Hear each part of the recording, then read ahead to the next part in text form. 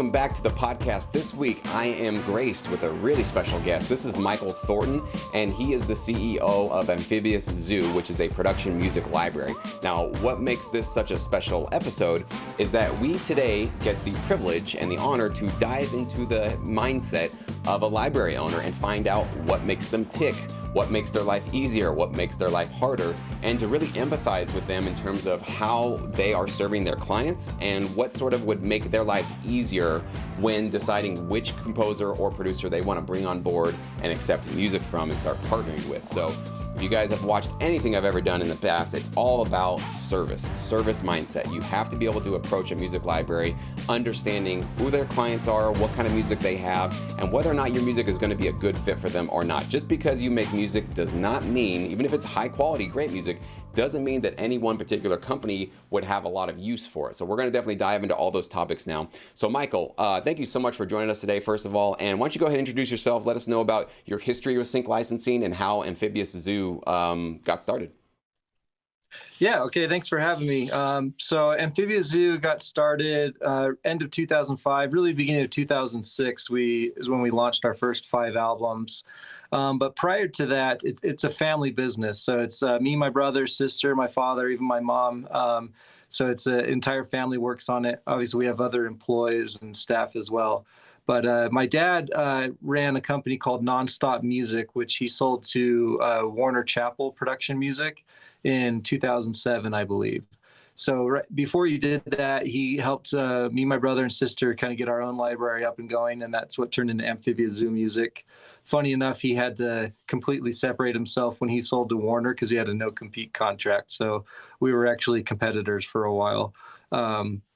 But yeah, growing up in the family, my dad started doing this, over 30 years ago. So I kind of grew up in the studio and around this. And then we've had Amphibia Zoos since 2006. So we've been doing this for quite a while. A lot of things have changed, some for the better, some for the worse. But we've had quite a bit of experience licensing music to all different parts of the film and television industry. That's awesome. Yeah, I definitely can agree. As time goes forward, we see some great developments and then we see some not so great developments. Overall, I personally am optimistic about the quantity of different outlets, the new outlets coming on board for us to get our music in. Of course, the downside to that is it seems like there's a pressure downwards towards sync fees and upfront fees and that kind of thing, and obviously even some royalties. But you do see this sort of spreading out of the types of opportunities. So just like with everything in life, there's always that double-edged sword. So we have to figure out how to compete and stay on top of these trends.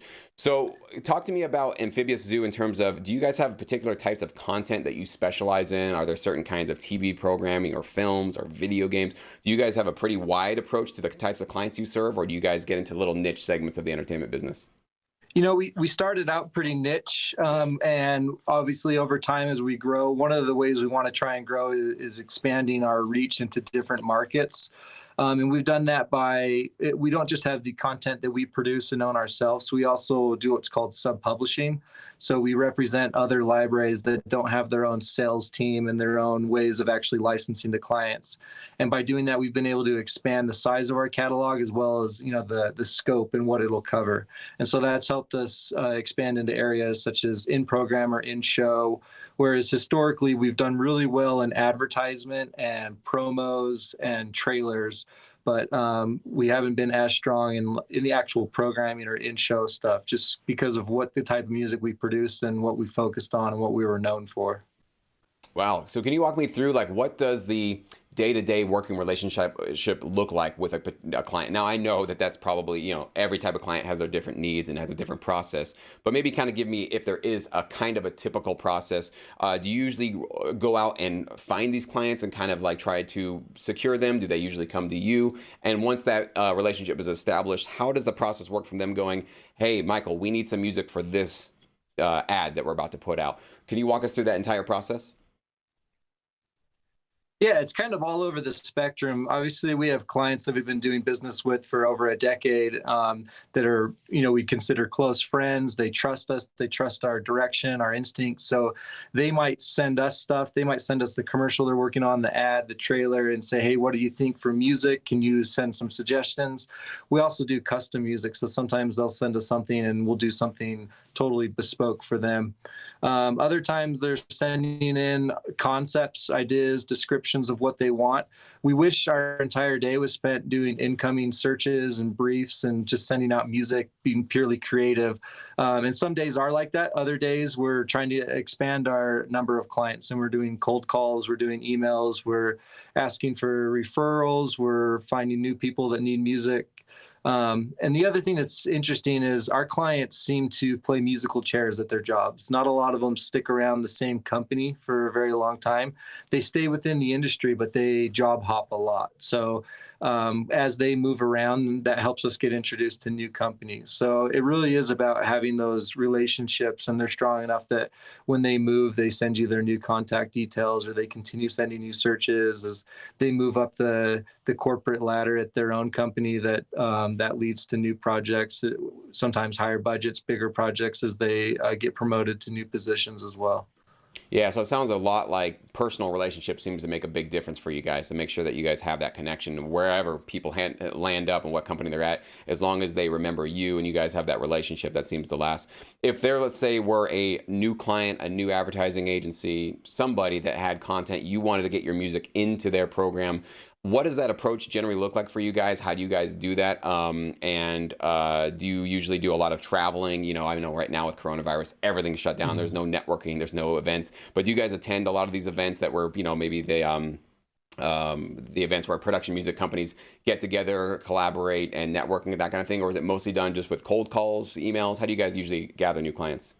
Yeah, all of the above. I mean, I think it helps to understand, put yourself in the shoes of our clients a little bit. That, you know, when I said my dad started doing this business 30 years ago, when he started, there was less than 10 music libraries worldwide.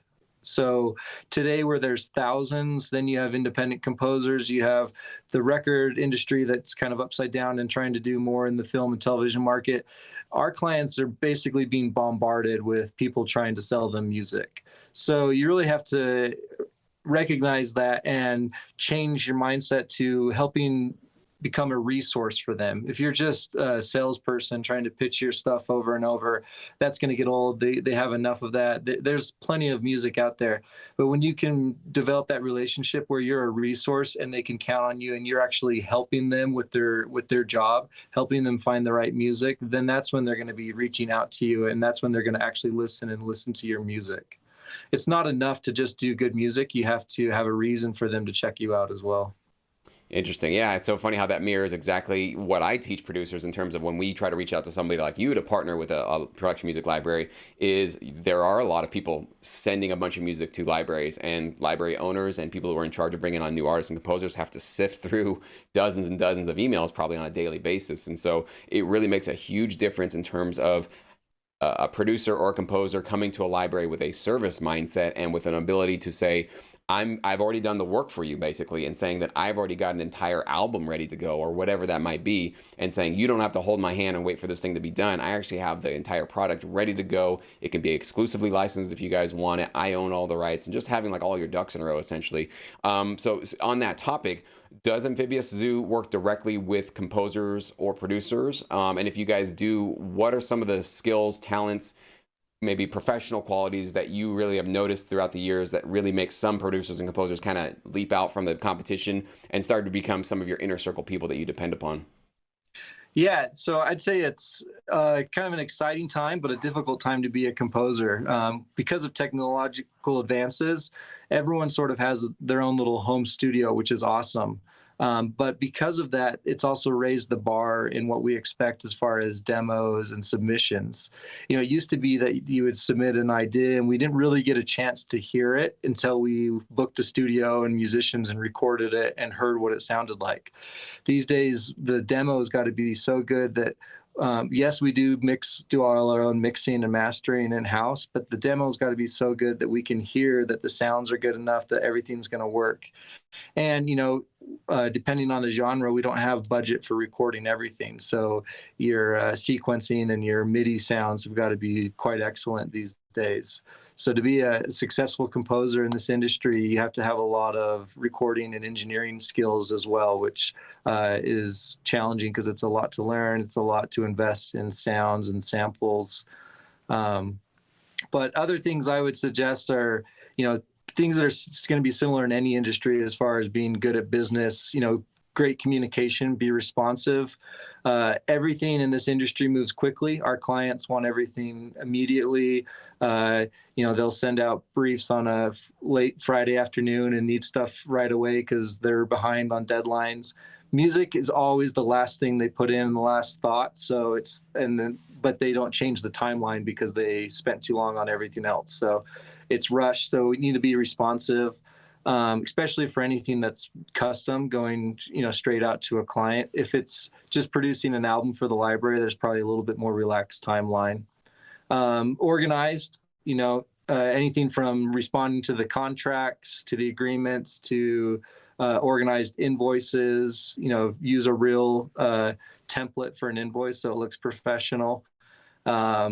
And the other thing is remembering that as the library or as the producer of the library and the composer, we're really on the same team, right? We both want the music to be as good as it can be and to be as successful so that everybody makes as much money as possible. So if we come back with changes or suggestions or things like that, it can be pretty easy to get offended when somebody starts picking apart your work, but we wouldn't be spending the time doing that if we didn't think we could get a good product together. If we really just didn't like it, we'd move on to a new composer. So if somebody's coming back and giving changes, being flexible and working with those is quite helpful if you're a composer trying to work in this industry. Yeah, and that's a great point that when you get feedback from a library, it's actually a great sign because it means that you got to like a bite basically. So if somebody's biting and maybe you got to adjust a couple things here and there. So it's actually not a sign of failure. It's actually a sign of success that you are getting one step closer to securing that placement. That's how it's been certainly in my career, that when I hear nothing, that's when I get bummed out. Like, something else happened. They picked somebody else. Yeah. But when they say like, we dig it, but it's a little bit off here and there, certainly the last thing you should do is get offended from that. You should definitely just jump with both feet and get that revision right to them immediately, because it's a good sign. It means that somebody's listening and you've hooked them with something you've done there. So it's a great thing. I want to also ask you about the numbers of composers that you guys work with, because for the examples that I've heard from other library owners is that the number of composers or producers that any one library works with can range. It can be from maybe a couple of dozen to maybe hundreds or a couple of hundred. But what I've found, and maybe you can confirm this or maybe it's not true for you guys, is that even, let's say you had 200 composers submitting to your library, most in due time eventually start to kind of flake out, kind of go away. You don't really hear about them, or they don't really submit music as much as they used to. And you usually start to find that there's kind of a core group of producers and composers that are just kind of your go-to guys and girls. They're the ones that you always know. If I need them at a Sunday at 6 p.m., I can text them, email them, and they're going to get me something by Monday or whatever. Do you find that that's what's happening with your company, or is it completely different? Yeah, I think if I looked at my spreadsheet of composers, it would be well over 100, but how many are still actively writing would definitely be a lot smaller than that. And sometimes that's because they've moved on to other things. Sometimes that's because we're not doing a genre that they specialize in. There's very few composers out there that I would say do great at every genre. Most of them think they can, and I'm not saying they shouldn't try. I would never say no to a project when you're assigned one, no matter what genre it is. If you have to find a co-writer or someone to collaborate with because you don't understand that genre, do that instead of say no.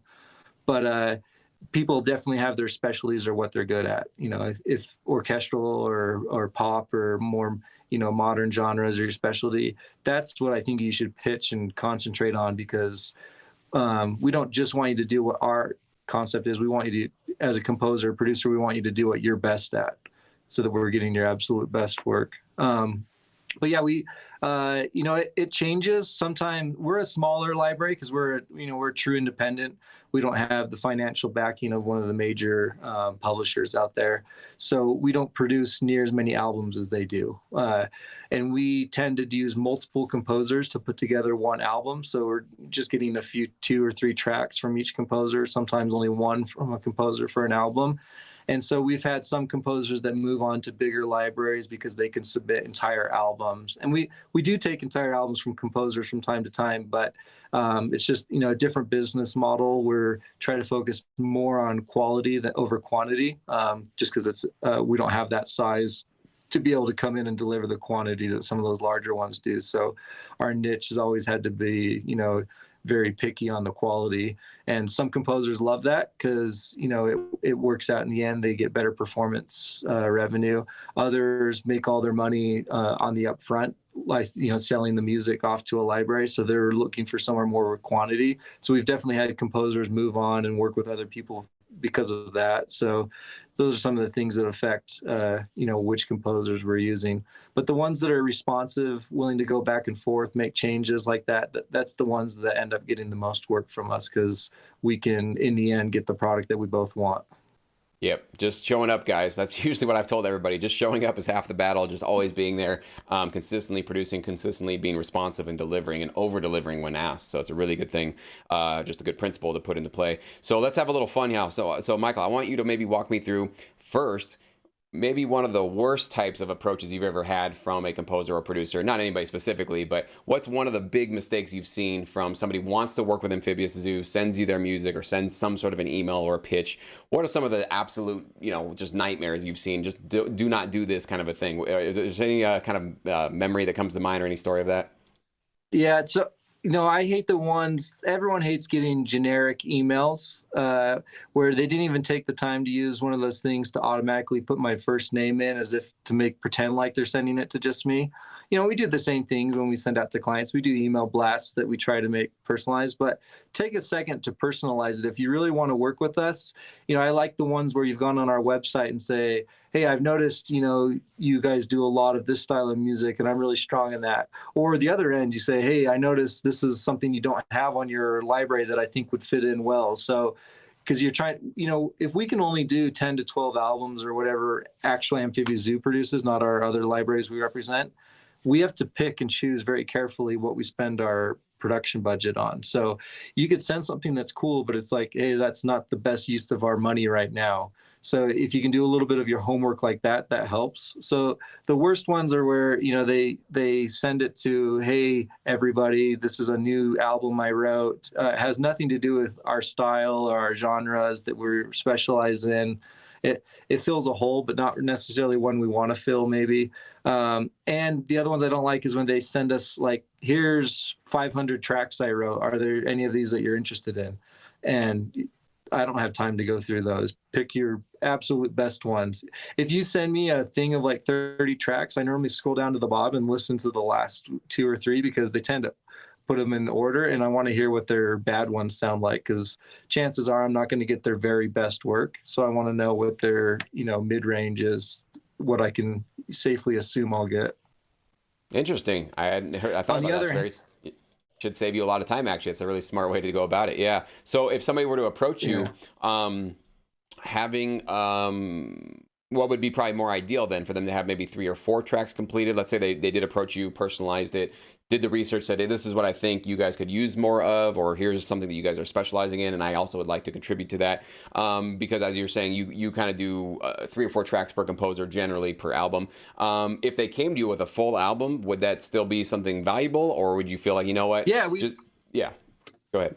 And we have done that. We have, purchased entire albums that somebody's pitched to us. It might have been a new concept we weren't even thinking about, or it was a good deal. Or what I would suggest to composers is, when you don't have assignments from libraries like that, keep composing, keep writing, so that you have stuff that you can sell. And when you send it, let us know this is available. This one's, if you're sending something that you already sold, just as an example of what you wrote, that can be helpful. But make sure that's known too, because if we hear something we really like, then we might want to just purchase that, do a deal for it, so that we can add it to our library.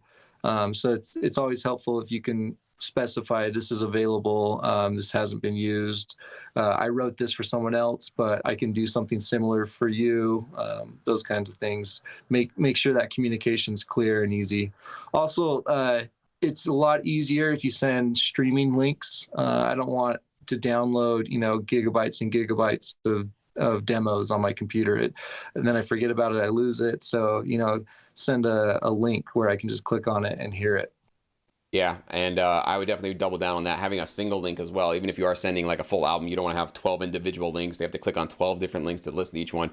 Put out a single link if it's going to be a SoundCloud playlist. Make sure it's a playlist on Yeah. one link, or if you're going to, I recommend having your own personal website with your own domain, and just make sure that all the tracks are streamable on one link, so that when they click on it, so Michael doesn't have to, dig through all of these links to try to find what really what he's looking for, maybe in working with you. And the other point you made about sending music that maybe has been spoken for or distributed with another library. I couldn't agree more. It's like if you wanted to go buy a house and a real estate agent showed you this beautiful tour and said, by the way, this one's already sold, it's not available, but I'm just letting you know what I have sold to other people in the past. It's such a like kind of a, yeah, I mean, that's kind of Yeah. impressive, but it doesn't help me out at all because I want to buy, right? So for a library, if you're approaching them, for producers and composers watching, if you're approaching a library and you're like, well, here's what I've done for them and for these people, yeah, I mean, it can show some skill, but it's not as attractive as here's a product for you, right? It's ready to go. Already, I have all the rights. I can partner with you, and here's all. Maybe even putting together some metadata and the stems and all that kind of stuff. So I can have all the deliverable assets ready for you if you want to bring me on board. That's a much more appealing pitch, than just, well, Hmm. here's what you missed out on, is essentially here's the other great music that you didn't get. So I agree with you on that one. I think having your own original tracks ready to grow, ready to be pitched, is a much stronger way. Before we finish, I do want to ask you about the coronavirus quarantining and kind of economic slowdown happening right now. How have you guys done with that with Amphibious Zoo? What sort of changes have you made to your business model? Any sort of insights you can give to us, as far as I know, different libraries are in different parts of the world and they have different considerations for what's happening.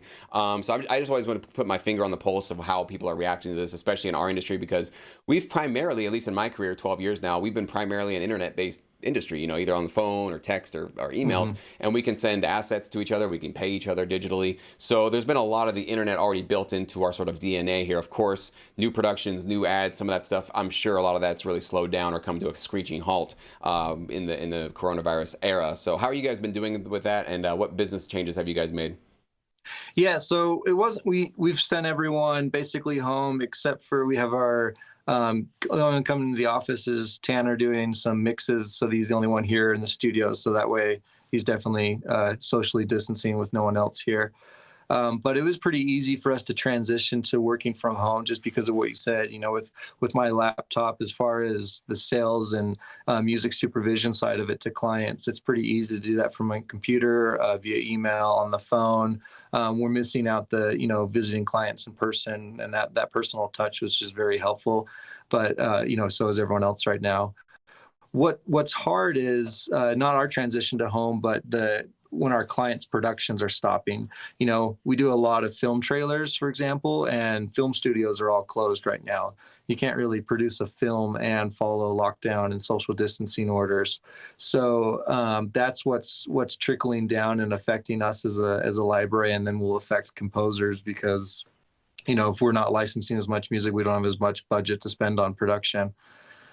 But I think there's also parts of it that'll continue on. There's definitely a lot of work that was already filmed or in post production needing music.